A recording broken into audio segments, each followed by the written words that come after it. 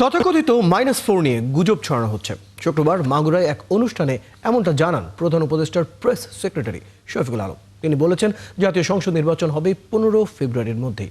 এতে অংশ নেবে নিবন্ধিত সব দলই। আবারও বলেন, কোনো অপশক্তি নির্বাচন ঠেকাতে পারবে না। আরও জানাচ্ছেন ফরহাদ ইবনে মালিক। রাজনীতির অলিতে গলিতে এবার জোর আলোচনা -4 নিয়ে।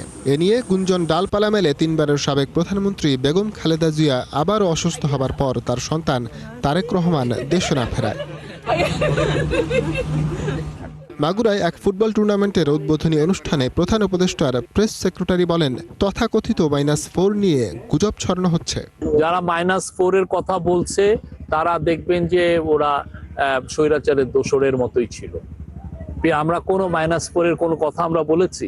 এই কথাটা যারা আনছেন তারা ওই যে স্বৈরাচারের দোসরের মতো কথা বলছেন। আমি স্পষ্টভাবে বলতে চাই, কোনো -4 এর কোনো ইয়ে নেই। আমরা কাউকে মাইনাস করেছি? যিনি মাইনাস হয়েছেন তিনি হত্যাযজ্ঞ করে মাইনাস হয়েছেন। এ সময় এক প্রশ্নের জবাবে প্রেস সচিব জানান, 15 ফেব্রুয়ারির নির্বাচন কেউ ঠেকাতে পারবে না। ইনশাল্লাহ 15 ফেব্রুয়ারির মধ্যে ইলেকশন হবে। এদিকে দণ্ডপ্রাপ্ত জুলাই হত্যাকারীদের ফিরিয়ে আনাই সরকারের মূল লক্ষ্য বলেও জানান তিনি। আমরা চাই যে তারা বাংলাদেশে তাদেরকে এক্সট্রাডিশন করা হোক। যে করা হলে আমরা যেটা করব যে তারা অবশ্যই তাদের অ্যাপিল করার রাইট আছে, অ্যাপিল করবেন, বাট তাদের যাতে দ্রুত রায়টা কার্যক্রম করা যায় বাংলাদেশ দেশীয় নিয়ম এবং আন্তর্জাতিক নিয়ম মেনে, সেটা আমরা করব।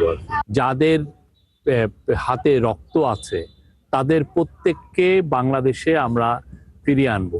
এটা আমাদের শহীদদের কাছে আমাদের দায়। এছাড়া আগামী নির্বাচনে জাতীয় পার্টির অংশগ্রহণ নিয়েও কোনো সমস্যা নেই বলে জানান শফিকুল আলম। জাতীয় পার্টি যদি ইলেকশন করতে চায় সেটা তাদের ইচ্ছা। ফরহাদ ইবনে মালিক, 71, ঢাকা। ইতিহাস বলবে।